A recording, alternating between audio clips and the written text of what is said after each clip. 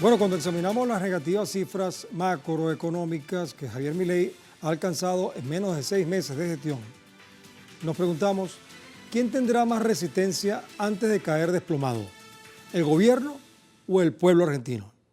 Bueno, veamos algunos datos irrefutables sobre esta realidad. Desde diciembre, el inefable Milei nos presenta el siguiente balance. Primero vamos a ver Argentina en el mundo. Ahí está. A 6 meses de gobierno de Javier Milei, el mandatario tiene un nivel de desaprobación preocupante. El jefe de Estado ostenta una imagen negativa de 55,8% debido a que se han producido escándalos recientes relacionados con la retención de alimentos destinados a comedores populares y al pago de sobresueldos en el organismo que dirige. A su vez, la ministra de Capital Humano, Sandra Petovelo, involucrada en estos escándalos, también tiene una imagen negativa de 59,7% entre los argentinos. La organización política que dirige Milei, La Libertad Avanza, ha recibido una denuncia por la justicia ante la negativa a entregar cerca de 6.000 toneladas de alimentos adquiridos durante la gestión del expresidente Alberto Fernández para familias vulnerables. Y antes de avanzar, por supuesto, a través de estas cuentas y redes sociales, sobre todo en X, a lo largo del día hemos sondeado la opinión de nuestros usuarios sobre nuestro tema de hoy. Algunos de ustedes quizás ya han participado respondiendo la pregunta que les hicimos al respecto, pero vamos a recordarla. Con 6 meses de gobierno, el presidente Javier Milei tiene 54,4% de desaprobación en una inflación con 109,6% según algunas encuestas y agencias especializadas, mientras vive una crisis interna en su gobierno y protestas. Entonces, ¿cuál es el pronóstico para los próximos 6 meses? Bueno, hemos puesto 4 opciones. La primera es más crisis socioeconómica. La segunda, incrementarán las protestas. 3, mejorará la situación. Y 4, el presidente renunciará. Si no has participado, aún puedes hacerlo a través de nuestras cuentas en X, @TelesurTV, @El Mundo en el Sur y @Guillermo Telesur, porque más adelante vamos a revisar y asociaremos todas las respuestas para observar las tendencias que ustedes están creando. Bueno, vamos a avanzar también conversando con un especialista que tenemos preparado para este momento, que nos va a ayudar a confeccionar entonces otra interpretación de esta situación que está viviendo Argentina. Para eso hemos invitado a un amigo de esta casa que ha estado en varias oportunidades y para este tema económico en particular es significativo, que es Ernesto Matos, economista y analista internacional, nos acompaña desde Buenos Aires, Argentina. Ernesto, ¿cómo estás de nuevo con nosotros? Muy buenas noches, ¿cómo andan por ahí? Bien, yo quería agregar algunas cifras, pero me gustaría que tú precisaras más bien esas cifras entonces, acerca de, en estos 6 meses, desde el punto de vista de tu experiencia como economista, si puedes trasladar las cifras a la realidad socioeconómica de la población, ¿cómo se expresa? Por ejemplo, en términos de ingresos, inflación, poder adquisitivo, crecimiento económico, todas esas variables que determinan si un país está sano o no. Adelante, Ernesto. Bueno, primero hay que decir que hay datos que vienen retrasados, por ejemplo, el dato de empleo que publica la OED, que en este caso es el Observatorio de Empleo y Dinámica Empresarial de la Secretaría de Trabajo de la Nación. Están solamente los datos a febrero, ya estamos en junio. Es raro que no estén los datos de marzo o por lo menos hasta abril, siempre hay un delay. Pero esos datos nos marcan que entre diciembre de 2023, que asume este gobierno liberal conservador, hasta febrero se perdieron 53.000 puestos de trabajo, que estamos hablando de trabajo asalariado registrado, concentrando su mayor cantidad en 33.000 puestos de trabajo destruidos en el sector de la construcción y en menor medida hoteles y restaurante y comercio. Bueno, ese es el plano de la destrucción de puestos de trabajo registrados del sector privado. No estamos hablando del sector público. Si le sumamos el sector público, esta cifra de destrucción de puestos de trabajo está rondando casi más de 70.000 puestos de trabajo en total. O sea, que la política de ir por la casta está empezando a afectar al sector privado por la falta de inversión y retiro del Estado de algunos ejes económicos. Por otro lado, los salarios. Recientemente el gobierno de vuelta vuelve a mentir en una cifra que construyen tomando el Richter, que es la evolución de los salarios registrados, pero no hay que tomar ese dato, hay que tomar el dato que publica el Instituto Nacional de Estadísticas y Censos, que es cuánto han crecido los salarios mes a mes interanualmente para ver y compararlo contra la inflación interanual.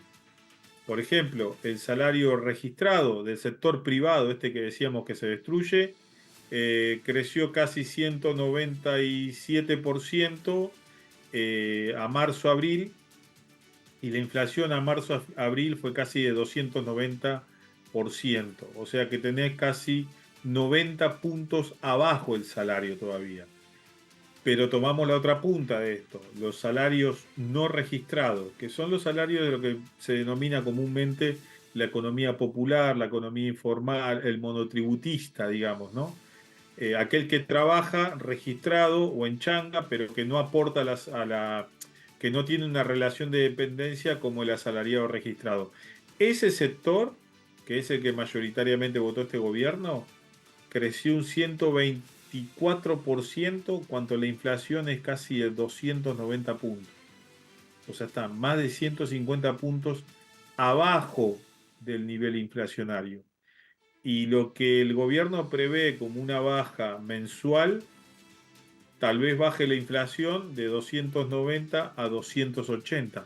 Pero aún así, ninguna paritaria ha logrado, salvo dos sectores, aceiteros y bancarios, que son los que por ahí traccionan con más fuerza, pero el resto de los 10, 12 convenios, ninguno ha llegado a un acuerdo de más de 280% de ajuste salarial.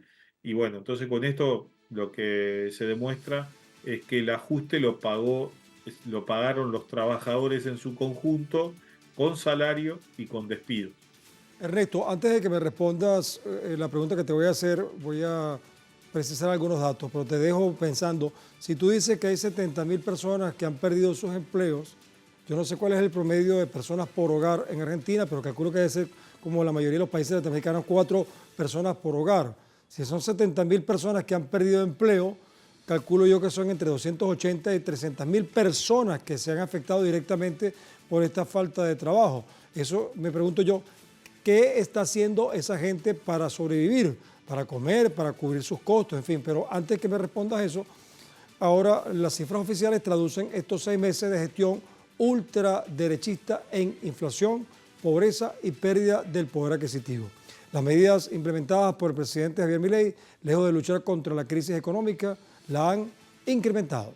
La inflación acumuló 109 y pico por ciento desde su asunción en diciembre, lo que ha provocado el aumento de la canasta básica, por supuesto, y la pérdida del poder adquisitivo. Asimismo, la eliminación de subsidios e incrementos en las tarifas de luz y gas. Se calcula que 300 a 400%.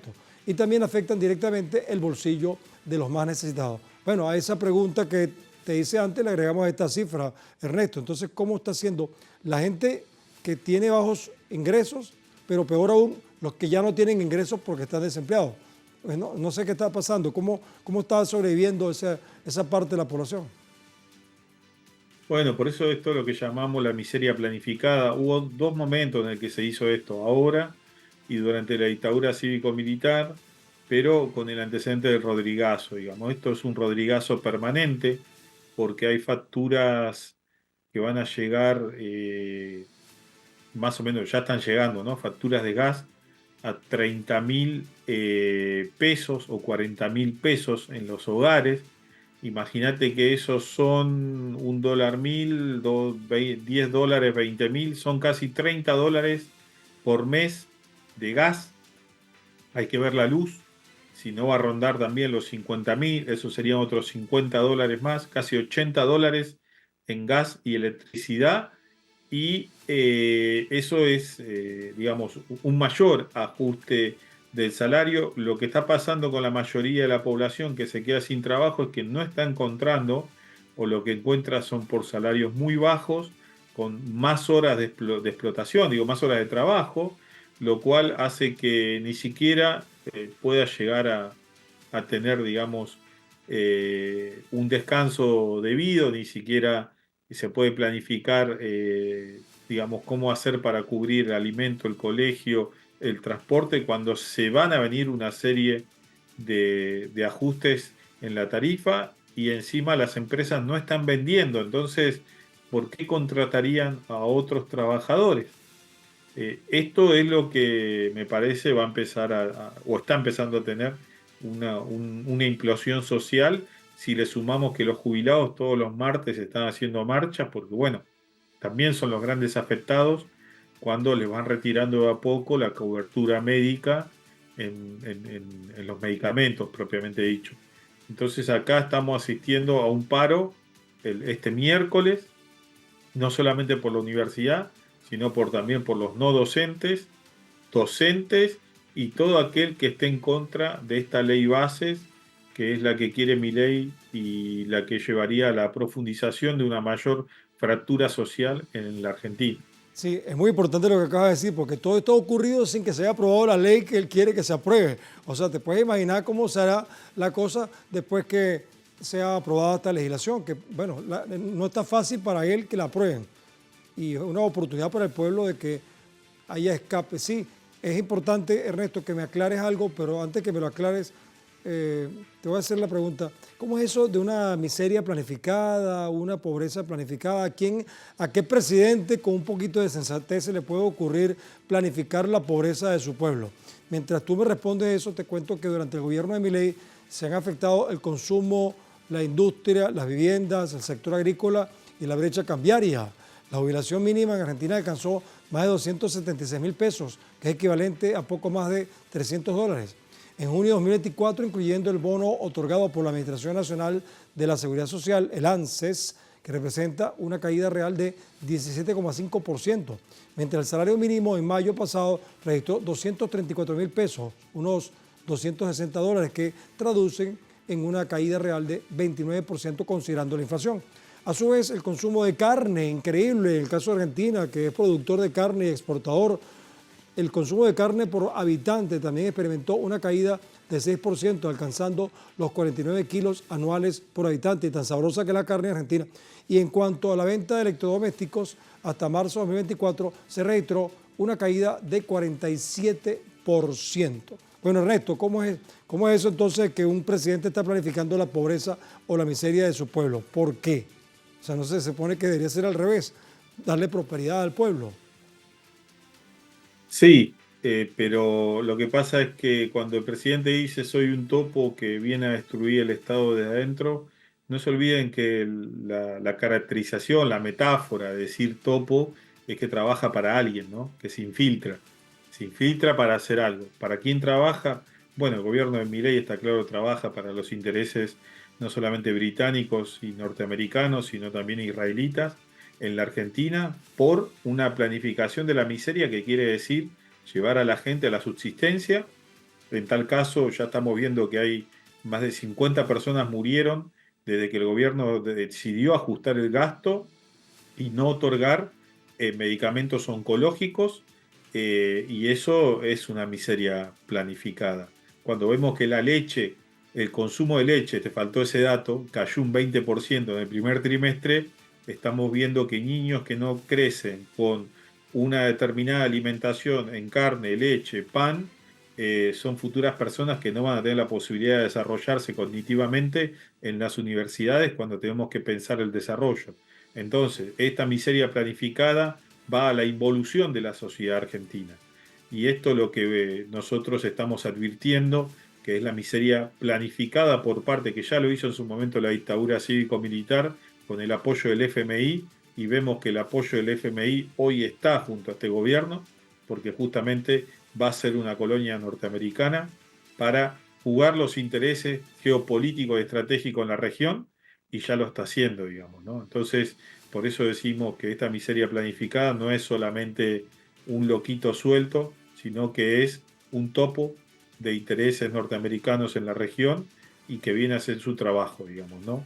Entregar el Atlántico a los intereses de las potencias que quieren quedarse con los recursos argentinos. Muchas gracias, Ernesto. Muy interesante todo lo que acabas de decir. Tu óptica de economista y analista político también de la realidad nacional e internacional. Nos escuchamos y nos vemos en una próxima oportunidad, Ernesto. Un saludo a todos. Buenas noches. Gracias. Así es. Bueno, vamos a despedir nuestra primera parte del programa, pero recuerden que aún tienen tiempo de participar justamente con nuestra pregunta de hoy. Aquí está, en nuestro código QR pueden sacar la pregunta y las opciones de respuesta, porque con nuestras redes sociales ustedes pues al final van a comparar y analizarán con nosotros las tendencias de estos resultados. Por lo pronto, al volver, vamos a continuar analizando la situación de los 6 meses de Javier Milei, pero los que vienen y cómo vienen para el mundo desde el sur.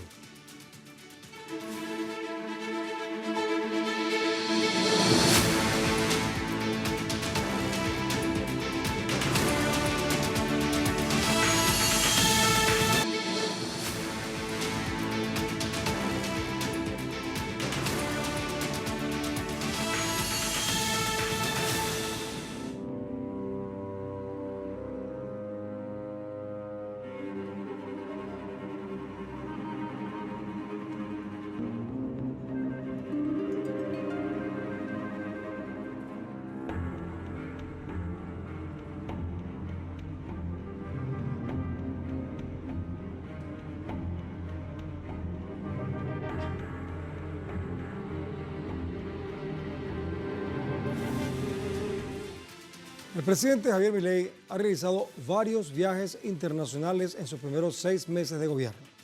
Ha acumulado un total de 30 días de gira por el extranjero en 6 meses, con 7 viajes en total, 4 de ellos solo a Estados Unidos. Durante estos viajes ha asistido a conferencias empresariales, ha recibido elogios, entre comillas, por parte de organizaciones de tendencia derechista o ultraderechista o conservadoras, y ha tenido la oportunidad de fotografiarse junto a figuras a las que admira, entre ellas el expresidente Donald Trump y el magnate Elon Musk.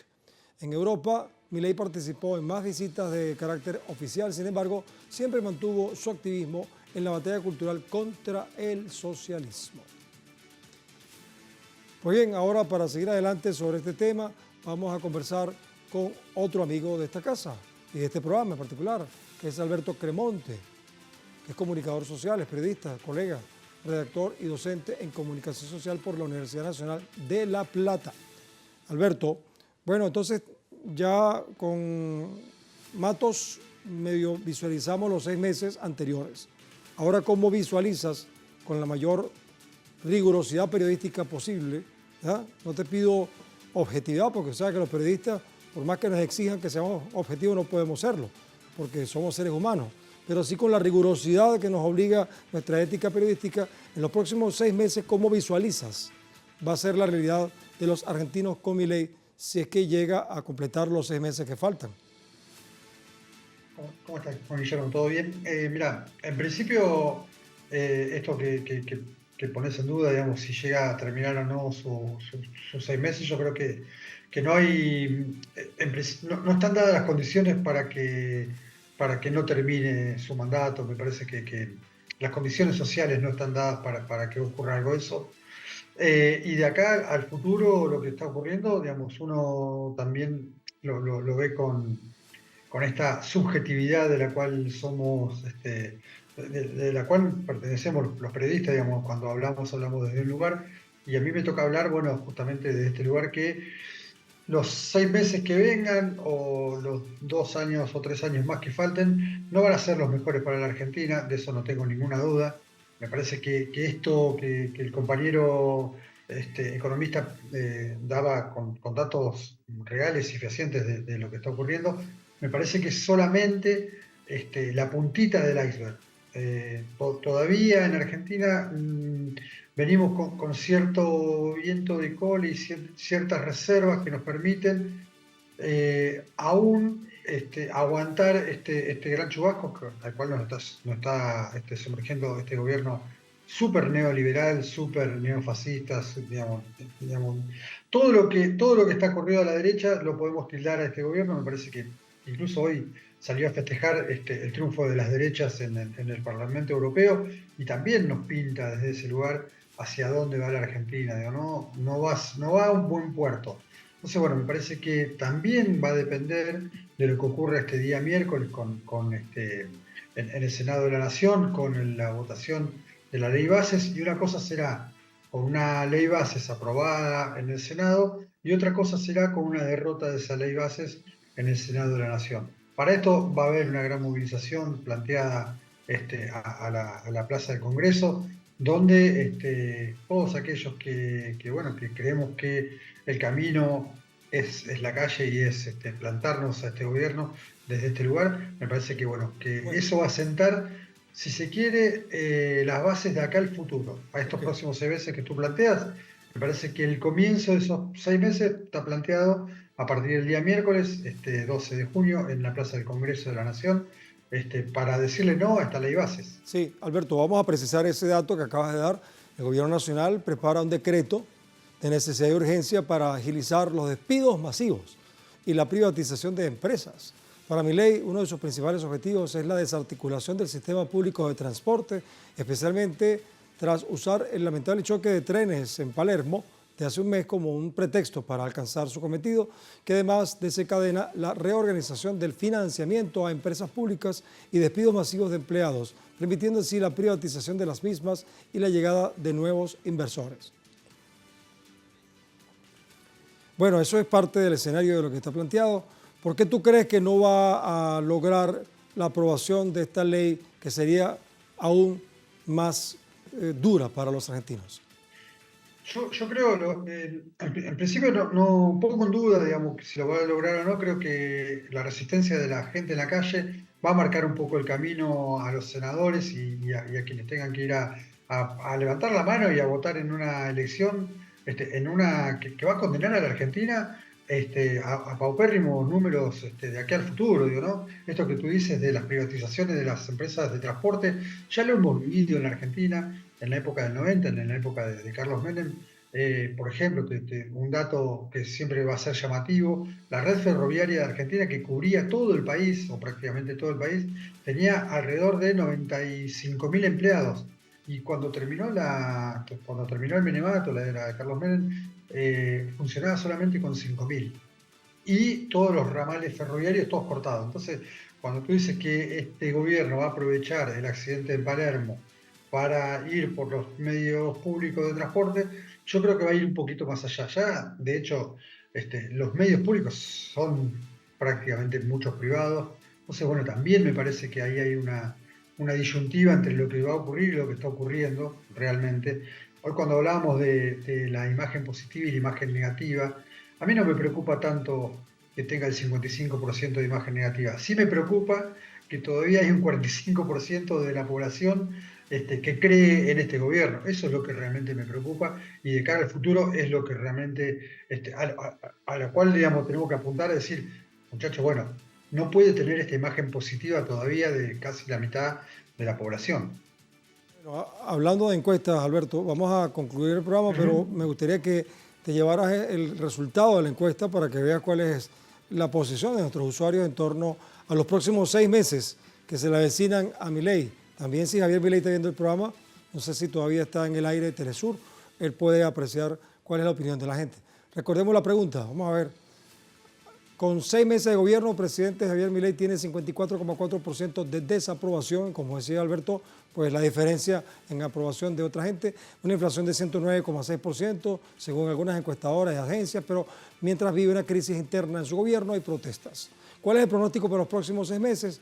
Primera opción, más crisis socioeconómica, 57%, Alberto. Incremento de las protestas, 23%. 6% piensa que va a mejorar la situación, o sea, casi nadie ve. Y 14% dice que el presidente va a renunciar. ¿Será posible? Bueno, ahí están esos elementos para que te los lleves. No hay tiempo para responder mucho, Alberto. Gracias por tu participación. Guillermo, nos vemos. Un abrazo. Gracias por tu colaboración, siempre presta a acompañarnos. Bien, bueno, entonces vamos nosotros a generar también nuestra propia interpretación de este asunto, porque en torno a la realidad argentina, algunos analistas coinciden al afirmar que Javier Milei no está loco, aunque usted no lo crea, sino que se trata de un instrumento dentro de un experimento que realizan los poderes fácticos, quienes manejan los hilos económicos, políticos, mediáticos y culturales de gran parte del planeta desde Estados Unidos, no solo para apoderarse de este caso de las inconmensurables riquezas que posee esta nación sudamericana, sino para colocar un enclave geoestratégico que busca seguir avanzando hacia el resto de Latinoamérica para intentar posicionar su plan imperialista a través del fascismo y el sionismo, así como con el odio al socialismo que hormonalmente encarna Javier Milei. Ahora, si se trata de un experimento político, económico, social, mediático y cultural, no podemos olvidar que los conejillos de Indias o ratones de laboratorio de quienes están haciendo los experimentos son las mujeres, hombres y niños del aguerrido pueblo argentino, quienes en su mayoría, de acuerdo con la experiencia y herencia dejada por San Martín y Eva Perón, entre otros referentes, no tienen tradición de entregar su soberanía, independencia y dignidad a los intereses de algunos potentados criollos, y mucho menos a quienes desde y a través de Estados Unidos intentan mantener su debilitada hegemonía en el mundo desde el sur.